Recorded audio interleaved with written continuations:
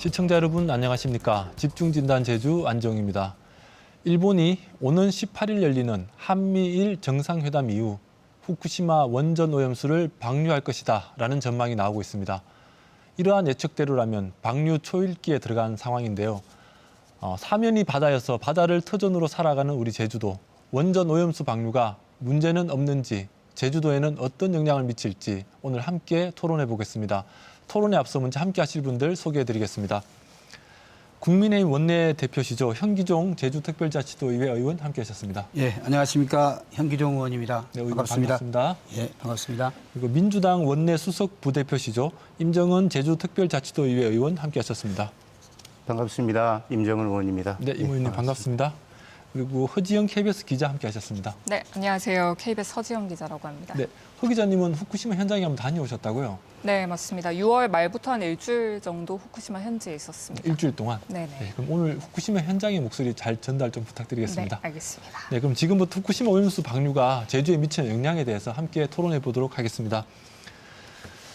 방류 시기가 저희 토론에서도 한번 나왔었는데 4월 초에 방류할 것이다 이런 얘기들 나왔었는데 결국 4월 초는 지나갔고 어쨌든 다행인 셈이죠. 지나갔는데 지금 18일 열리는 한미일 정상회담 이후에 방류할 것이다라는 관측이 상당히 많이 나오고 있습니다. 그래서 두 분 의원님은 이 방류 시기를 언제쯤으로 예측하시는지 임 의원님 어떻습니까? 예, 저는 이제 일단 늦더라도 8월 말에서 네. 9월 초쯤은 이제 방류를 할 것이다라고 예측을 하는데 그 이유는 뭐냐면 우리 일본 정부에서는 우리 정부가 해양 방류를 사실상 용인하고 있다. 윤석열 대통령의 입장을 존중해서 한미일 정상회담 이후에 방류를 해야 된다라는 어떤 의견들이 있는데 네. 우리 이번 달 18일 날 미국에서 네. 한미일 정상회담이 열리지 않습니까? 네. 그 이유가 될 것이라고 생각이 되고 또 하나는 우리 그 일본 정부가 오염수 방류에 대해서는 9월 달로 넘기지 않겠다라는 의견들이 좀 있었거든요. 그리고 네. 이제 9월 1일부터 9월 초부터 후쿠시마 앞바다에서 저희망 어업이 시작되는 이제 부분이 있어서 8월 말에서 늦어도 9월 초는 방류를 하지 않을까 그렇게 예측을 하고 있습니다. 현재 일정상 생각했을 때 9월 말, 8월 말, 9월 초가 될 예, 것이다. 그렇죠. 8월 말이 유력하고 늦어도 9월 9월 초에는 방류하지 않을까 그런 생각을 하고 있습니다. 현 의원님 어떻게 보십니까? 예, 저도 일본 정부가 2023년도 봄부터 여름 사이에 방류하겠다. 그렇죠. 여러 차례 공언해 왔고요. 또한 한미일 정상회담이 8월 18일 열리지 않습니까? 네. 그리고 또 한일 개별 회담이 열릴 예정이기 때문에 회담 도중에 방류하지는 않겠죠. 그래서 8월 18일 이후가 될 것이고 또한 일본 내의 정치적인 상황도 고려한다면 10월 미야기현에서 의회 선거가 있고 또한 네. 11월에 후쿠시마 의회 선거가 있습니다. 이런 것을 봤을 때 지방선거 직전이나 도중에 방출하지 않을 것이다. 그러면 8월 말까지는 방출할 것이다. 저는 이렇게 보고 있습니다. 현 의원님은 정치 일정을 고려했을 때 8월 말이 유력하다 이렇게 보시는 거네요. 예, 그렇습니다.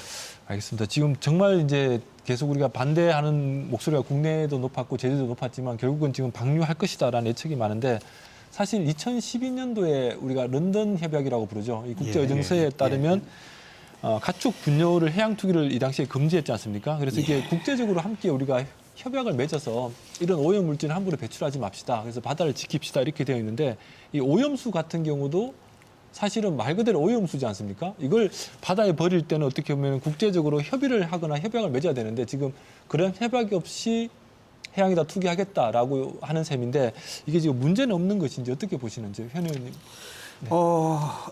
말씀하신 대로 런던 의정서에 따르면은 해양 투기 금지 물질이 이렇게 목록이 나와 있습니다. 거기에 보면은 고준위 방사성 물질은 투기 금지 대상이거든요.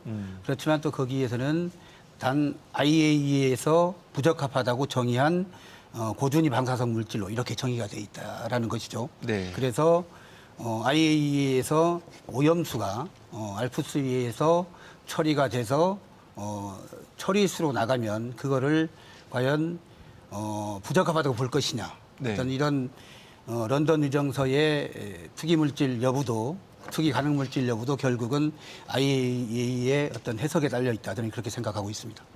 근데 IAEA가 일단은 문제 없다고 하면 문제 없는 것이다. 이렇게 보시면. 어쨌든 그 해양 투기 금지 물질에 IAEA에서 부적합하다고 인정한 고준위 방사성 물질이라고 이렇게 표기되어 있기 때문에 네네. 지금 내용상으로는 그렇다는 말씀을 드리겠습니다. 네, 알겠습니다. 임 의원님 어떻습니까? 예.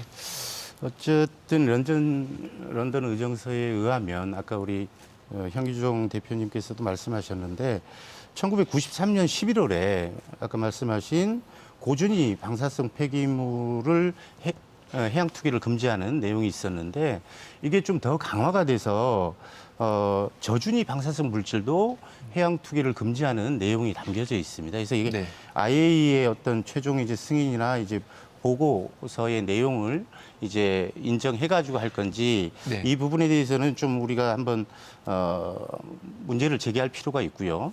그리고 그리고 어디에다가 IAEA에다가 아니면은 협약 예, 협약국에 네네. 이제 해서 의의를 제기할 필요가 있을 것 같고 또 하나의 문제는 뭐냐면 우리가 지금 일본 이제 오염수 방류가 해양 구조물로 이제 해저 터널을 이용해서 1km 떨어진 이제 해역으로 이제 방류를 하는 거기 때문에 이 해양 구조물을 만들어서 방류하는 것도 이 런던 의정서에는 좀 문제가 있을 것 같다라는 어떤 생각을 갖고 있습니다. 그래서 네. 이런 부분에 대해서도 저희들이 관심 있게 들여다봐야 된다 그런 이제 말씀을 드리고 싶습니다. 의회 차원에서 이런 논의가 좀 이루어지고 있나요?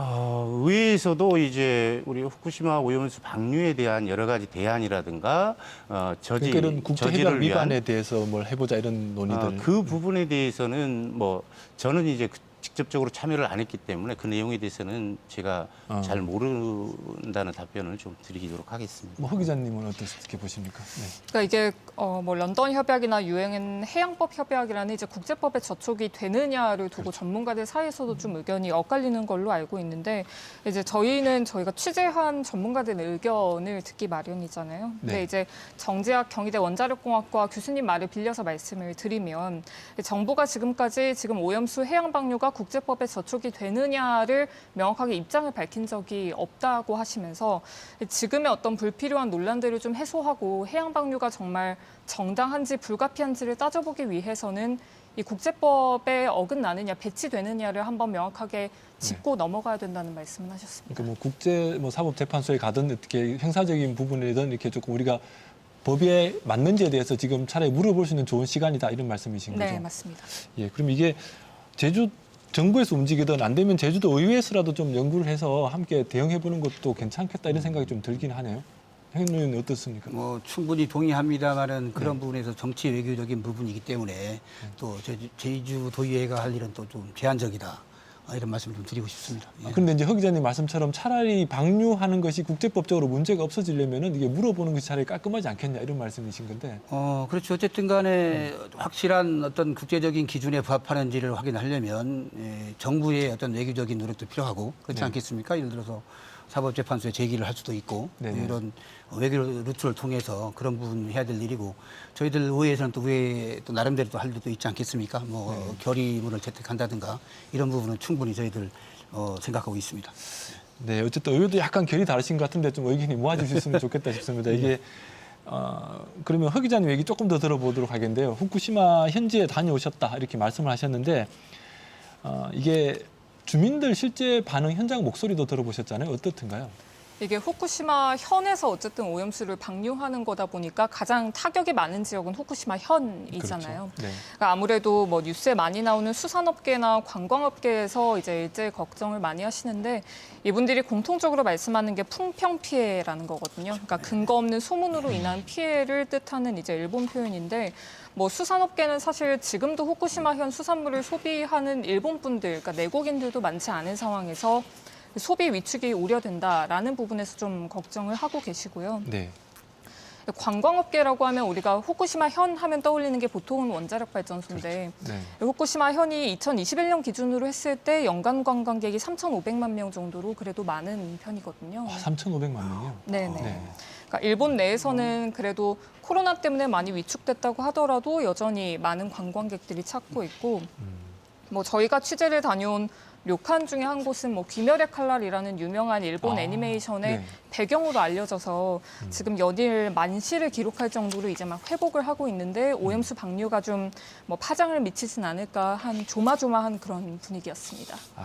이게 후쿠시마 주민들은 그런데 이 도쿄에 가니까 도쿄 주민들은 또 어떻던가요? 도쿄 시민들 같은 경우는. 뭐 저희가 도쿄의 시민분들을 뭐 직접적으로 많이 만난 거는 아니지만 현장에서 만난 분들, 특히 이제 도쿄에서 음식점 하는 상인분들 만나서 얘기 들어보면 뭐 도쿄 내에서는 수산물의 원산지를 직접 물어보시는 분들도 있고, 그러니까 후쿠시마 수산물이면 소비를 안 하겠다라고 강력하게 의견을 피력하시는 분들도 있고, 그냥 뭐 수산물의 원산지와 관계없이 그냥 일본 수산물들은 적극적으로 소비하겠다라면서 그렇게 크게 신경 쓰지 않는 분들도 있었습니다. 후쿠시마의 목소리랑 도쿄도의 목소리는 조금 다르을 수밖에 네. 없다는 데다 그죠? 그러면 맞습니다.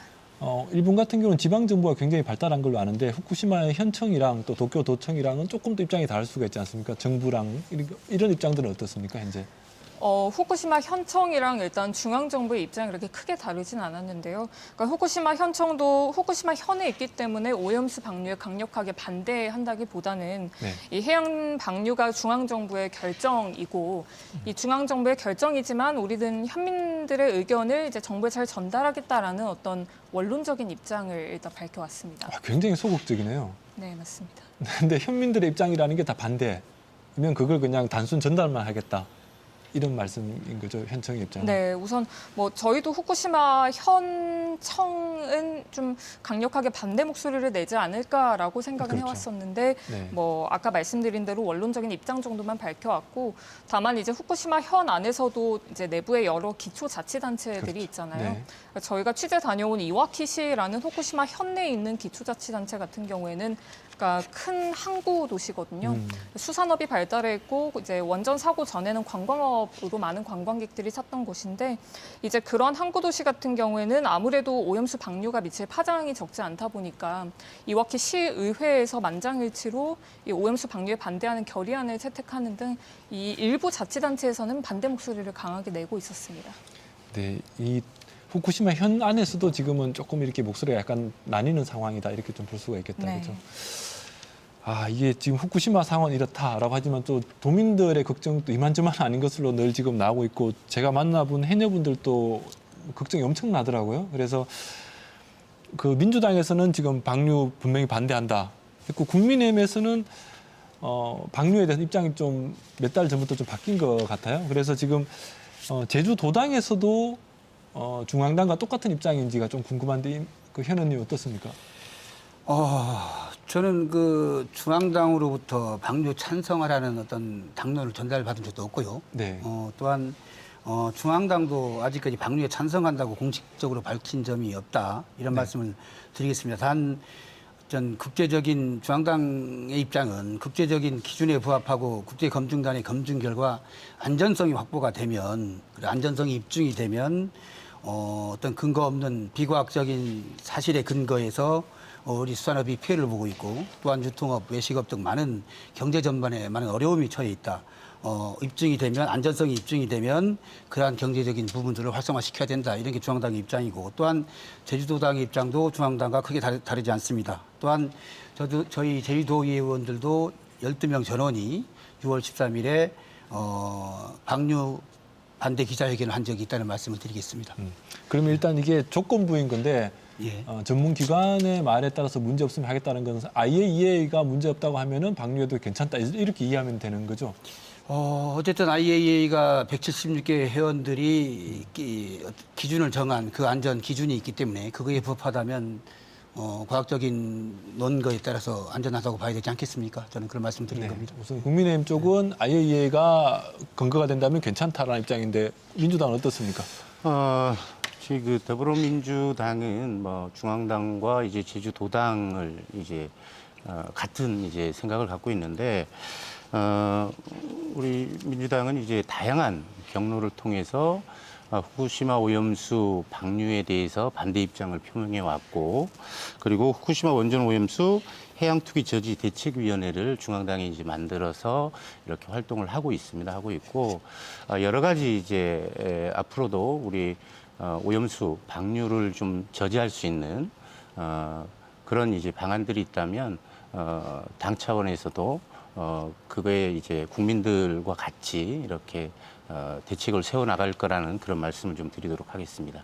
이제 우리 현 의원님 말씀하신 것처럼 IAEA라는 국제적인 공식 기구가 문제가 예. 없다라고 하면 그래도 민주당은 문제다 이렇게 보시는 건가요? 일단 뭐 지금 IAEA 최종 보고서가 일본 정부에 전달이 됐고요. 네. 그 최종 보고서의 어떤 이제 좀 미비한 부분들 그런 부분에 대해서 앞으로도 이제 토론 시간에 말씀을 하겠지만 그런 부분들이 모두가 좀 국민들이 이해할 수 있는 그런 어떤 안이 나왔을 때는 네. 뭐 그거는 이제 중앙당에서 이제 결정을 할 문제죠. 제주도당에서는 앞으로 예, 도당 입장도 그렇습니다. 중앙당과 결을 같이 해서 갈 예, 것이다. 예, 예, 이렇게. 알겠습니다. 그럼 이제 조금 방금 임 의원님 말씀하신 것처럼 이게 문제가 있는 건지 없는 건지 조금 더 세부적으로 들어가서 좀 살펴봐야 될 것 같은데요. 예. 계속 이제 온 국민이 알프스라고 이제 다 알게 된 것 같은데 다액종 제거 설비를 통해서 방류한다. 그래서 이게 처리수다. 이제 일본에서 이렇게 부르고 반대하는 쪽에서는 이걸 오염수라고 이렇게 부르고 있는 거죠. 그래서 처리된 물이니까 괜찮다. 한쪽에선 이게 오염수 그 자체다 이렇게 말을 하는데 허 기자님 취재를 해보시니까 어떻던가요? 알프스의 경우에는. 우선 알프스라는 그 다핵종 제거 설비라는 게 사실 오염수 방류의 핵심이잖아요. 네. 그 오염수 안에 있는 방사성 핵종들을 제거하기 때문인데 이제 핵심은 그 알프스 안에 있는 흡착제라고 하는 것들을 주기적으로 교체하고 관리해주는 게 핵심인데 사실 정부에서 그래서 이제 오염수 방류 검토 보고서에서 이 흡착제를 교체하고 또 점검하는 게 적게 이루어진다면 이 알프스의 성능을 유지하는 데 큰 문제는 없을 거다라고 밝혀왔고요. 저희가 이제 KBS 제주 차원에서 뭐 서울대 서균열 교수님과 함께 연구를 했을 때도 알프스가 정상 작동한다고 가정했을 때는 실제로 인체에 미치는 영향, 즉 암 발병률에는 큰 영향은 없는 것으로 결과가 나왔습니다. 알프스가 제대로 작동한다면 문제는 사실은 우리가 걱정할 수준은 아닐 수도 있다. 이런 말씀이신데 현지에서 볼 때는 알프스가 제대로 작동을 하고 있다고 보셨습니까? 어떻습니까? 취재해 보시니까. 사실 저희는 이제 알프스가 정말 제대로 작동하는지를 확인하려면 뭐 1차 전처리 시설이나 주처리 시설, 저희가 직접 시설에 들어가서 접근을 해서 확인을 해야 되는데 그런 것들은 좀 어려웠어서 실제 저희가 현지에서 알프스가 잘 작동하는지를 확인할 수 있는 기회는 없었습니다. 네. 그럼 일본 정부가 이게 지금 많이 문제 삼는 게 정보의 투명한 공개이지 않겠습니까? 투명한 공개 그리고 검증 가능한 공개 이런 부분인데 일본 정부가 좀 소극적이다라는 비판이 많은데 현지 분위기는 어땠습니까? 일단 현지에서는 그러니까 저희가 현지에서 만난 일본 전문가분들 같은 경우에는 알프스의 성능에 대해서는 의심할 여지가 없고 일본에서 밝힌 대로 그리고 이제 IAEA라는 국제기관에서 검증을 통과한 만큼 앞으로 방류에는 문제는 없을 거다라는 입장을 고수하셨습니다. 일단 대부분은 이게 과학기술적으로 문제가 제대로 된다면 없을 것이다라는 부분에 대해서 얘기를 했다는 건데요. 이게 오염수를 처리하는 기술적, 과학적 과정으로 알프스에 의존하는 상황이라는 것이 우리가 지금 현재 알프스를 믿어야 된다. 그리고 제대로 작동하기를 바란다. 이런 것이 핵심인 것 같은데 2018년에도 알프스 고장이 있었다라고 우리가 지금 알려져 있는데 이 알프스 성능 시스템 우리 허 기자님 말씀으로는 지금 과학계에서는 좀 신뢰하고 있다. 이렇게 보는데 이 두 분 의원님은 어떻게 보시는지요? 우리 허 기자님 말씀대로 지금 알프스의 성능이 그리고 성능 어떤 그러한 시스템들이 방사능 처리수 과정에서 가장 핵심이거든요. 네네. 어찌 보면 우리가 알프스에 의존하고 있다 이런 상황인데 저는 그러한 논란들이 아주 당연하다. 철저한 시스템 검증과 방류 과정에 또 시스템이 제대로 작동이 되고 있는지 또 그에 대한 철저한 관리가 필요하고 또한 어떤 우리의 검증단을 방류 과정에서 시스템이 제대로 작동하고 있는지에 대한 우리 기술들이 참여하고 검증할 수 있는 협상이 필요하다고 생각을 하고 그리고 100% 완전할 수는 없지 않겠습니까? 당연히 네. 고장이 날 수도 있었고요. 그전에 고장난 전력도 있고 이러기 때문에 더더욱 안전한 오염수의 방류를 위해서는 그러한 철저한 검증이 필요하다. 이런 차원에서 말씀을 드리겠습니다. 어떻습니까? 예, 저는 이제 알프스의 성능에 대해서 우리 국민들이라든가 이 오염수 방류에 대해서 우려를 나타내고 있는 전 세계 이제 각국의 이제 설명이 좀 필요하다. 근데 이 알프스 성능에 대해서 우리 국제원자력기구 IAEA에서도 이 최종 보고서 안에 이런 내용은 거의 찾아볼 수가 없습니다. 단 이제 두 문장이 있는데 그것도 저희들이 봤는데 우리 알프스 이제 소위원회에서 우리 도쿄전력이 이제 제시한 어떤 성능에 대한 어떤 문제점이라든가 그런 것들을 이제 화상회의를 통해서 이제 그 보고서에 작성한 내용으로 이제 사실이 좀 확인이 됐고 지금 저희들이 지난 6월 6일 날 우리 정부 일일 브리핑에서 네. 우리 도쿄전력으로부터 알프스의 주요 이제 고장 사례를 자료를 받았는데 그때 8건이라고 이렇게 했었는데요. 네. 근데 저희들이 2021년 8월에 알프스 배기 필터 손상 한 건이 있는데 이 사고가 고장이 다른 이제 25기를 이제 전수조사를 했을 때 24기에 이 필터에 문제가 있어서 네. 고장으로 있는데 이 필터 고장을 한 건의 사고로 이렇게 이 조사 이제 건수에는 이제 표기가 돼 있어서 총 8건으로 나왔는데 그거를 이제 다 합하고 그러면 약 한 24건이 넘는다. 네. 그래서 이제 이 알프스에 대한 이제 실증 이제 시험이 성능 검사가 좀 먼저 있어줘야 된다. 도쿄전력이라든가 일본 정부의 얘기만 들어서 이 알프스의 성능을 우리가 믿고 가야 되는 건지 그리고 또 우리 IAEA 국제원자력기구에서 우리가 그 오염수를 이제 30년 동안 방류하지 않습니까? 그렇죠. 30년 동안 상주하면서 모니터링 하겠다. 네. 이게 우리가 그러면 이제 30년 동안 그거를 믿고 있어야 되느냐. 이거에 대해서 우리가 구체적으로 좀 어떤 IAEA에서도 좀 우리 국민들과 네. 이제 그 여러 각국을 좀 이제 좀 믿을 수 있게끔 어떤 네. 대안을 좀 제시해 주는 게 맞지 않겠는가 그런 생각을 가져봅니다. 네, 말씀하시죠. 예. 네. 그 우리 임 의원님께서 알프스의 성능과 신뢰에 대한 철저한 검증을 해야 된다는 데는 제가 전적으로 동의를 합니다. 네. 그렇지만 최종 보고서에 언급하지 않았다라는 말씀에 대해서는 제가 2020년 4월에 이미 알프스에 대한 검증을 해서 발표를 했고요. 네. 최종 보고에서는 중복해서 이제 싫지 않았다는 말씀을 드리겠습니다. 예, 네. 이제 2020년도에 아까 말씀드린 우리 그 소위원회 보고서에 아마 27쪽 분량인데 아마 두 문장이 아마 기재가 됐었을 겁니다. 그 내용이 당시 알프스에 대한 실증 사업 실험 없이도 두 문장을 제가 이제 말씀을 드리겠는데요. 네. 안정적이며 신뢰성하게 계속 작동된다. 신뢰할 만하게 계속 작동된다. 그리고 일상적으로 작동해서 삼중수소를 제외한 62종의 방사성 핵종을 배출기 규제 기준 이하로 제거할 수 있다.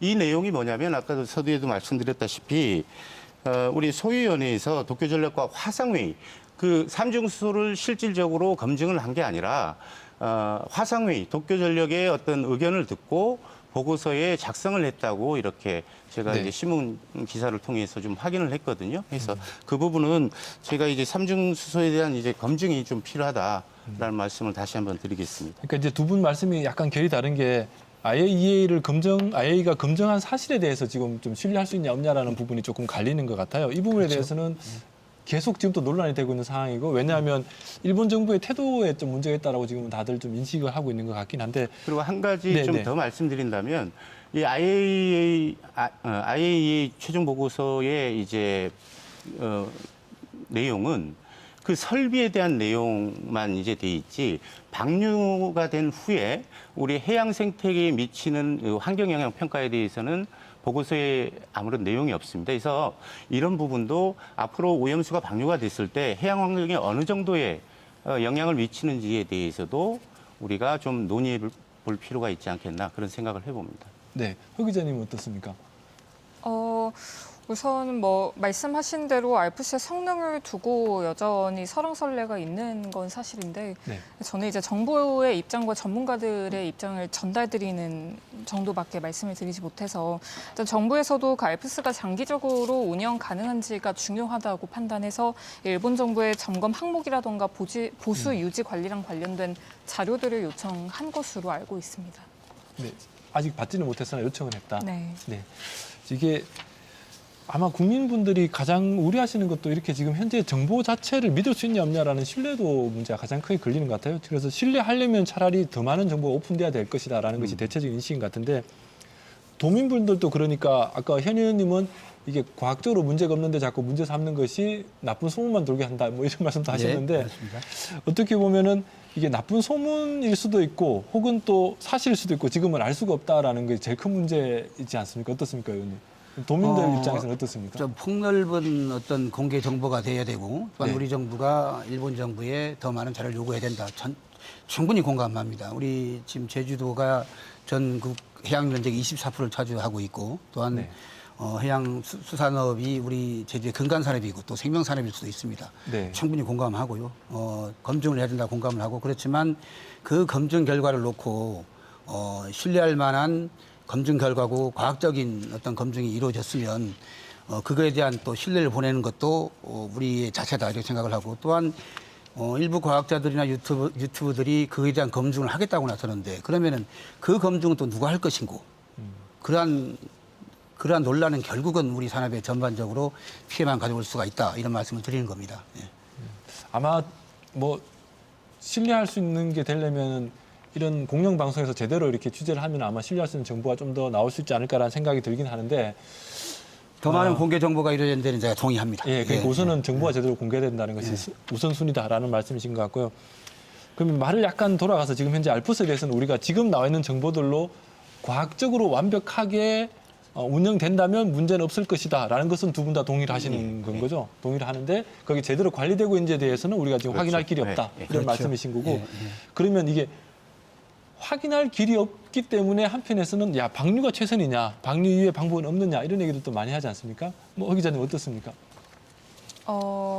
그 방류랑 관련해서 거듭 말씀드리지만 저는 제 사견이 아니라 취재한 네. 내용들을 전달드리는 거라 저희가 이제 취재하고 접촉했던 과학자분들은 사실 계획대로 방류하면 그러니까 모든 어떤 수치들이 다 기준치 아래이기 때문에 걱정할 이유는 없다고 말씀은 하시거든요. 그러니까 우리가 지리적으로 봤을 때 우리나라랑 일본 후쿠시마랑 가까이에 있지만 해류 흐름상으로 보면 사실상 가장 먼 지역이기 때문이잖아요. 그래서 2011년 사고 이후에도 그 정말 통제되지 않은 오염수들이 해양으로 방출됐을 때 우리 해역의 그 기준치 아래의 그 방사능 농도, 기준치를 네. 초과한 즉 방사능 농도가 관측되지 않았다는 점들을 과학자분들은 계속 설명을 하시거든요. 네. 뭐 아까 말씀하셨다시피 사실 일본 정부의 계획대로면 바닷물이랑 섞어서 원전에서 1km 떨어진 지역에서 방류를 하는데 전문가분들이 공통적으로 말씀하시는 건 원전에서 2, 3km만 떨어져도 지금의 농도랑 사실 구별하기가 어렵다. 저를 포함한 사실 원자력 비전문가분들, 일반 도민분들, 시청자분들 같은 경우에는 오염수를 방류한다고 했을 때 일본 후쿠시마에서 뭔가 대형 풍선 같은 게 둥둥 떠다니다가 우리나라 해역에 도달하는 것처럼 인식을 하시고 사실 저도 그렇게 생각은 했는데 특히 이제 전문가분들 말씀하시는 건 이게 먼 해역으로 퍼지면서 농도가 낮아지는 거기 때문에 네. 우리 도민분들이 체감하는 위험도는 물론 높지만 저도 그런 부분에서는 충분히 공감하지만 과학적인 수치로 봤을 때는 그렇게 위험도가 높지는 않다라는 게 전문가분들의 설명입니다. 네. 그러면 이게 해양 방류를 근데 도민분들이 느낄 때는 지금 굉장히 불안한 게 크니까 맞습니다. 그러면 해양 방류 하지 말았으면 좋겠다라는 게 가장 큰 바람이거든요. 해양 방류 이외에 다른 방법은 없습니까? 저희도 이제 그 아까 말씀드린 공동 연구를 진행했던 그 서울대 석윤열 교수님 팀 같은 경우에도 크게 일단 세 가지 대안이 있다고 보셨는데요. 첫 네. 번째가 우리 흔히들 얘기하는 지금 있는 탱크보다 훨씬 더 규모가 큰 한 10만 톤 규모의 오일 탱크에 이제 원전 오염수를 계속해서 육상 보관하자라는 방법이 하나가 있고요. 네. 다른 하나가 이제 태평양 도서국 포럼에서도 계속 얘기하는 게 뭐 방사성 핵 폐기물 처리장처럼 우리 일반적으로 사람들이 왕래하지 않는 어떤 건물의 콘크리트를 만드는 데 활용을 하자. 네. 그리고 마지막으로 뭐 담수량이 한 630만 톤, 650만 톤 규모 되는 석촌호수 규모의 인공호수를 만들어서 우리가 그 오염수를 다 붓자 뭐 이런 대안들이 나오는데 네. 이제 저는 이제 전문가분들 그냥 입장을 설명드리면 뭐 정재학 아까 말씀드린 경희대 원자력공학과 교수님 같은 경우에도 이게 우리가 육상 보관하자는 취지가 지금 이제 오염수에 있는 방사선 물질의 방사선량이 낮아질 때까지, 즉 반감기가 올 때까지 기다렸다가 어쨌든 나중에는 해양 방류를 그렇죠. 해야 하는 네. 상황인데 우리가 그럼 얼마나 언제까지 이 오염수를 보관해야 되느냐를 두고는 구체적인 논의가 사실 없는 상황이다라는 점을 지적을 하시거든요. 그래서 해양 방류의 대안을 논의하는 분들은 있지만 그 해양 방류 말고 다른 우리가 대안을 한번 도전해 보는 건 어떻느냐라는 논의보다는 지금 우리가 오염수에 있는 이제 그 탱크에 있는 오염수들을 방류할 때 그 탱크 안에도 지금 방사선 농도들이 다 다르잖아요. 그렇죠. 그 네. 농도들이 높은 것들은 차후에 방류하고 상대적으로 방사선 농도가 낮은 탱크에 있는 오염수부터 처리해서 방류하자라는 그런 새로운 의견들도 나왔습니다. 네. 그러니까 이게 뭐 지금 말씀하신 대로 반감기가 다르니까 지금은 최대한 농도가 낮은 것부터 우선 배출하는 게 다 방법이다 이런 말씀이신데 이런 논의들이 지금 뭐 일본 정부와 활발히 되고 있지 않다라는 것이 가장 큰 문제인 것 같긴 합니다만 지금 8월 방류를 차라리 지금 뭐 이런 아까 현 의원님 정치적으로 말씀하셨는데 정치적인 일정들을 고려한다면 차라리 이걸 좀 늦추게 하는 그러니까 일본 정부에서는 일본 현지 어민들이 반대를 한다면 계속 반대한다면 방류하지 않겠다라고 공언을 했습니다. 예. 그래서 이걸 좀 더 방류 이외에 이걸 늦출 수 있는 방법은 없는지 뭐 그런 고민이 있으신지요? 네. 글쎄 그런 권한이 저한테 있었으면 좋겠습니다. 네. 국민 정서상, 도민 정서상 방류가 안 됐으면 하는 게 뭐 우리 도민도 그렇고 저도 생각도 마찬가지입니다. 그러한 어떤 국제적인 노력에도 불구하고 또 외교적인 노력에도 불구하고 지금 당장 방류가 코앞에 왔기 때문에 저는 사실상 물리적으로는 상당히 힘든 상황이 아닌가 이렇게 생각을 하고 방류가 된다면 그 어떤 시기 선택도 저희들한테 크게 없다라는 게 저는 좀 안타까울 뿐입니다. 우리는 지금 뭐 이렇게 관여할 수 있는 여지가 별로 없다라는 말씀이신데 임 의원님은 어떻습니까?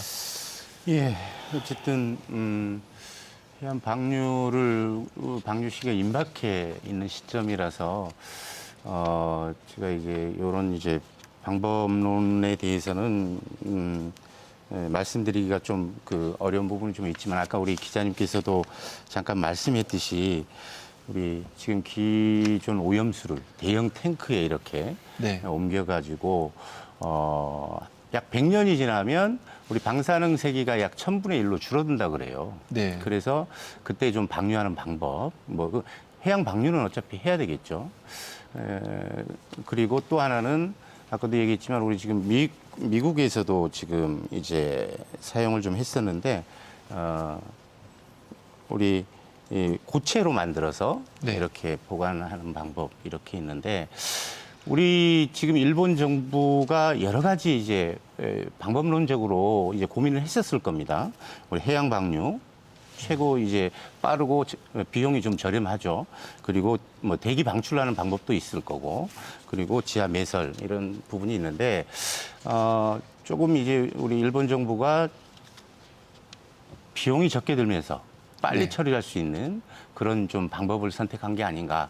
그런 어떤 이제 방향을 갖고 좀 이제 핵오염수 방류에 대한 여러 가지 세계 각국들과 방류를 해야 된다는 어떤 당위성을 지금까지 이제 펼쳐나간 게 아닌가 좀 아쉽다는 말씀을 좀 드리도록 하겠습니다. 그러니까 다양한 방법은 있지만 지금까지 다양한 방법은 논의되지 않았고 지금 방류 시점만 두고 언제 할 건지 이 정도만 예. 가지고 해왔다라는 말씀이신 것 같은데 이러다 보니까 이 제주 도민들 걱정이 여튼 저희가 뭐 도민들 걱정을 제일 먼저 해야 될 것 같은데요. 제주도의 대책에 대해서 조금 의견을 좀 나눠보도록 하겠습니다. 현재 우선 1번은 두 분 다 말씀하신 것처럼 방류하지 않도록 하는 것이 최선일 그렇죠. 것이고 방류된다고 하면은 또 거기서 어떻게 대응할 것인지 이렇게 두 가지로 나누게 될 것 같은데요. 우선은 지금까지 방류를 하지 못하도록 막으려고 노력했는 제주도정의 평가를 우선 먼저 한번 해볼까요? 어쨌든 우리 제주도정에 우리 후쿠시마 오염수 방류에 대한 대응 예산이 지금 138억 원 정도가 책정이 돼 있습니다. 이 안에 네. 우리 수산물 수급 가격 안정 기금이 100억이 좀 포함되어 있고요. 네. 이거는 우리 실질적으로 조금 이제 우리 수산업에 종사하시는 분들에 대한 이제 예산으로 이제 좀 보시면 될 것 같고, 이 소비 위축에 따른 이제 우리 일반 음식점이라든가 우리 수산물을 활용한 이제 다른 업체에 대해서는 아직 조금 지원할 수 있는 근거가 좀 미비하다는 점, 이런 부분들이 우리 도에서도 더 많은 좀 노력을 해야 될 것 같고, 도에서도 여러 가지 이제 대응책을 갖고 이렇게 진행을 하고 있는데, 지금 이제 방류 시점이 임박해 있기 때문에 좀 더 우리 수산업에 종사하시는 분들, 그리고 우리 관광 이제 수산 쪽에 해양 관광도 이제 연계가 돼 있기 때문에 그런 어떤 여러 가지 다각적인 어떤 지원 방안을 마련할 수 있는 근거들을 좀 만들어 나갈 필요가 있다, 그런 생각을 좀 해봅니다. 우선은 지원하는 것에 조금 더 의회에서 관심 가져보겠다 이런 말씀이신 것 같은데 현 의원님 어떻습니까?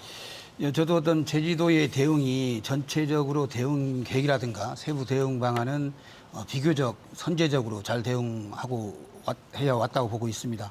네. 전국 최초로 예상 피해 조사 및 세부 대응 계획을 연구해서 연구 용역을 추진했고요. 또한 제주 연근해의 14개 정점에 대해서 해양 방사능 조사를 주기적으로 하고 있습니다. 네. 그리고 원산지 표지 확대 단속 강화라든가 이제 무리집에 정보 제공을 한다든가 이런 많은 노력을 하고 있음에도 불구하고 저는 수산업인에 대한 직접적인 피해 지원 대책이 전무하다. 네. 그리고 본예산, 추경예산 편성 기조가 소비 진작 그리고 안전성 홍보 등에 매우 제한적으로 그리고 소규모로 편성돼 있다, 이런 말씀을 드리고, 아까 우리 존경하는 임정은 의원님께서 말씀하셨습니다마는 수산물 수급 안정 기금 50억에서 100억이 적립이 되는데 이거는 후쿠시마 오염수 방류하고도 관계가 없는 그런 예산이거든요. 그렇게 네. 봤을 때 실질적으로 38억의 예산이 이렇게 책정이 되어 있는데 그것도 이번 근본 추경에 20억이 확보가 된 거고, 게다가 국비는 근본 추경에 딸랑 1억이 확보가 되었습니다. 이런 네. 부분들이 상당히 아쉽다. 예를 들어서 수산업인들에 대한 간척사업 지원이라든가 폐업 지원이라든가 또 이제 업종을 전환하는 전업 지원이라든가 또한 업종을 전환하게 되면 종사원의 생계 지원이라든가 이러한 직접적인 지원책 마련이 전혀 없다, 이런 부분에 상당히 아쉬운 말씀을 드리고, 또한 소비 진작이라든가 소비 촉진에도 예산이 턱없이 부족하다. 지금 수산물 가격이 하락하고 있고 유통업자들이 상당히 판매구가 떨어짐으로 인해서 매우 힘든 시기를 보내고 있음에도 불구하고 네. 대규모 판촉 행사라든가 또한 대규모 관광객을 통해서 홍보를 한다든가 이런 예산이 전혀 이루어지지 않고 있습니다. 이런 부분에서 아쉬운 말씀을 드리고, 물론 일본의 경우에는 8천억을 이번 방류하면서 8천억을 어민들에게 이렇게 쏟아붓고 있습니다만은 이것도 중앙정부 입장도 이해가 갑니다. 그래서 이거는 피해를 전제로 해서 이렇게 예산이 집행되는 것이기 때문에 네. 이런 부분들도 그래도 지속적으로 그러한 것을 우리 제주도가 중앙정부에 요구해야 되고, 또한 그런 우리 자체 예산을 조금 더 많이 확보할 필요가 있다, 이런 말씀을 좀 드리겠습니다. 네. 허 기자님. 네. 저도 뭐 의원님들이랑 의견을 같이 하고요. 그래서 아무리 이제 과학적으로 문제가 없다는 게 전문가분들의 공통된 입장이긴 하지만 소비 심리 위축은 사실 예상된 수순이라 네. 그에 따른 지원이 좀 필요할 것으로 저도 보이고, 마찬가지로 지금도 방사능 검사는 꾸준히 이루어지고 있고 뭐 해양수산연구원이나 전문기관에서도 실시하고 있지만 뭐 제가 다녀온 그냥 후쿠시마 현지 상황만 설명을 해드리면 후쿠시마 현 같은 경우에는 저인망조합이라는 조합 차원에서도 이제 그 모든 수산물을 종류별로 하나씩 전수 검사를 하고 있거든요. 네. 그만큼 이제 방사능 검사로 이제 세슘 137이라는 방사능 이제 농도를 검출을 하고 이제 일본 정부보다 훨씬 더 강력한 기준을 적용해서 기준치 이하일 때 출하를 하는 식인데 이런 식의 노력들도 참고해볼 만하다고 생각은 했습니다. 네. 좀 더 강화된 기준을 우리만의 기준을 만드는 것도 하나의 방법일 것이다, 이런 말씀이신데 이게 과학적으로 아무리 문제가 없다고 해도 심리적으로 지금 굉장히 불안한 게 또 사실인 것 같습니다. 저도 얼마 전에 지인이 왔다 가면서 앞으로는 제주도에 오기 힘들 것 같다는 말 이렇게 하더라고요. 그래서 이게 굉장히 심리적으로는 지금 다들 위축되어 있는 것 같은데 어떻게 보면 이런 국민의 심리적인 불안감에 비해서 정치권의 대응들은 좀 약하다 이런 평가들이 있거든요. 그래서 좀 더 강력한 대책들이 필요한 것 같다라고 하는데 혹시 뭐 임 의원님 고민하시는 부분이 있습니까? 아까 저는 그 국제법적으로 문제가 있다라고 아까 초두에 말씀하셨잖아요. 네. 서두에. 그러면 이렇게 뭐 중앙정부와 협력을 하든 아니면 제주도 차원에서라도 이런 국제법에 문제 삼는 것들 이런 부분들은 어떻게 이런 고민도 되는데 어떻습니까? 어쨌든 이번 우리 지난달 28일이죠. 당대표께서 가시다 총리에게 서한을 보내서 네. 오염수 방류를 좀 보류하고 각국 이제 여러 나라들과 대안을 좀 세우자라는 이제 서한을 좀 보냈었는데 지금도 그렇습니다. 저희들이 민주당 입장은 우리 국민들 제주도민 이제 수산업에 종사하시는 분들을 위해서 여러 가지 어떤 대안들이 있다면 같이 노력할 거고 그 대안이 좀 관철될 때까지 이 방류 저지에 대한 어떤 활동은 계속하겠다라는 말씀을 좀 드리도록 하겠습니다. 네. 현 의원님은 어떻습니까? 예, 어쨌든 그 어떤 이제 국제적인 검증에 대해서는 아까 제가 서두에 말씀을 드렸습니다. 어떤 우리 도의의 어떤 권한을 벗어난 것 같고, 네. 국제적인 외교 문제고 또는 국가가 국가 간의 문제이기 때문에 중앙정부에 위임을 하자 이런 말씀을 좀 드리고 싶고, 네. 아까 우리 허지영 기자님께서 말씀하셨습니다만은 지금 방류가 되기 전인데도 불구하고 간접적인 피해가 엄청 늘어나고 있습니다. 네. 수산물이 안 팔리고 있고 또한 그것을 유통시키는 유통업이라든가 제조업이든 가공업들이 상당히 힘든 실정이거든요. 네. 이러한 간접적인 피해에 대한 지원책을 마련하는 게 우리 도의회의 급선무고 또 네. 그러한 것들에 우리의 의정의 역량을 모아가야 된다.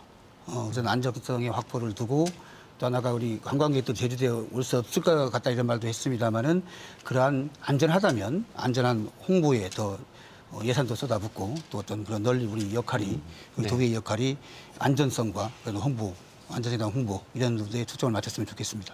네. 그리고 지금 우리 피해보전 특별법 제정이 좀 시급하다. 이거는 이제 국회 피해 차원- 보전 특별법. 예, 그렇죠. 업인들의 피해를 좀 최소화하기 위해서 우리 송재호 국회의원께서 6월 13일 원전 오염수 해양 방류에 따른 피해 어업인 등 지원 및 해양 환경 보건 등에 관한 특별 법안을 발의했는데 이제 국회에 지금 계류 중입니다. 그래서 이런 이제 특별법이 이제 제정이 돼서 우리 수산업에 종사하시는 분들 그리고 2차 산업, 3차 산업에 종사하시는 분들 이 오염수 해양 방류로 인한 직접적인 손실이 있는 분들에 대해서는 중앙정부 차원에서 피해를 보전해 줄 수 있는 법이 좀 빨리 제정이 돼야 된다. 그 법을 토대로 각 지자체에서도 지원할 수 있는 근거를 좀 만들어서 이렇게 지원해서 우리 수산업에 종사하시는 분들이 그래도 이제 소비가 이제 줄어들 게 뭐 네. 오염수 방류가 되면 소비가 줄어들 것은 이제 우리들이 다 짐작하는 거기 때문에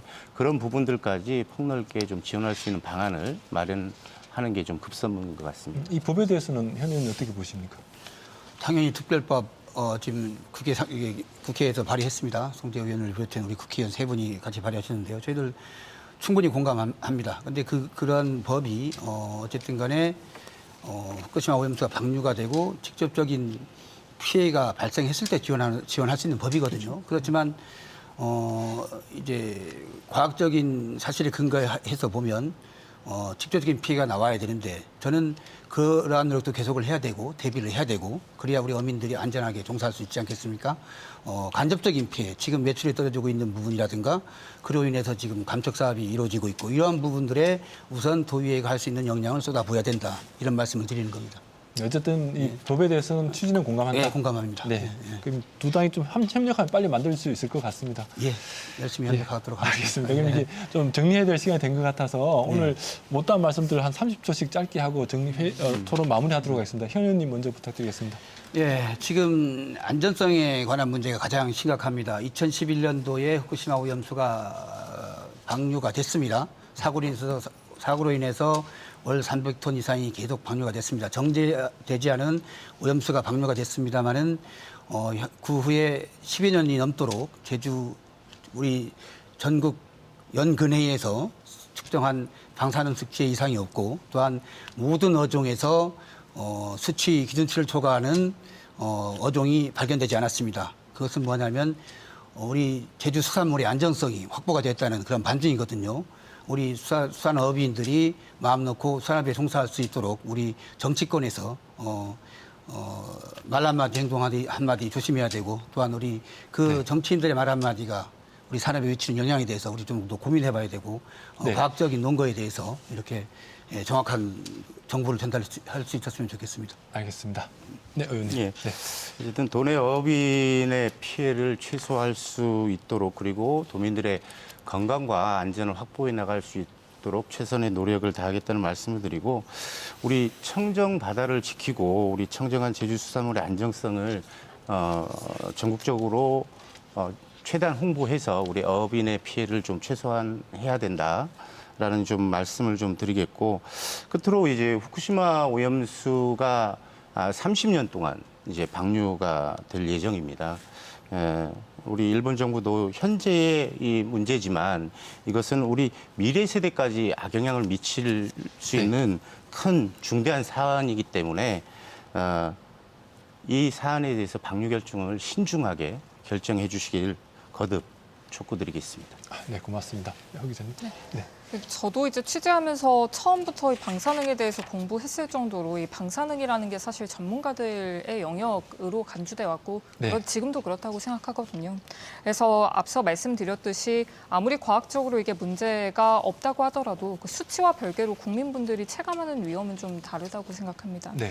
그래서 정부든 지자체든 그리고 의원님들이든 이제 국민분들, 도민분들이 체감하는 위험을 좀 낮추는 데 집중해 주셨으면 좋겠다라는 바람이 전합니다. 알겠습니다. 오늘 이렇게 세 분 말씀 고맙습니다. 네, 감사합니다. 네, 시청자 여러분 오늘 토론 어떻게 보셨습니까? 최근에 기사를 보니까 후쿠시마 해양 투기에 대해서 시민들이 헌법 소원을 청구한다라고 합니다. 그러니까 시민들은 할 수 있는 일을 지금 다 하려고 노력을 하고 있는 것 같습니다. 그래서 이 후쿠시마 오염수 해양 투기를 보면서 거꾸로 정치의 역할은 무엇인지 우리가 다시 묻지 않을 수가 없는데요. 시민들의 불안함은 괜찮다, 문제없다라는 이 말보다는 막아보겠다라는 행동이 오히려 더 필요한 것은 아닌가 그렇게 느껴지기도 합니다. 끝까지 시청해주신 시청자 여러분 고맙습니다.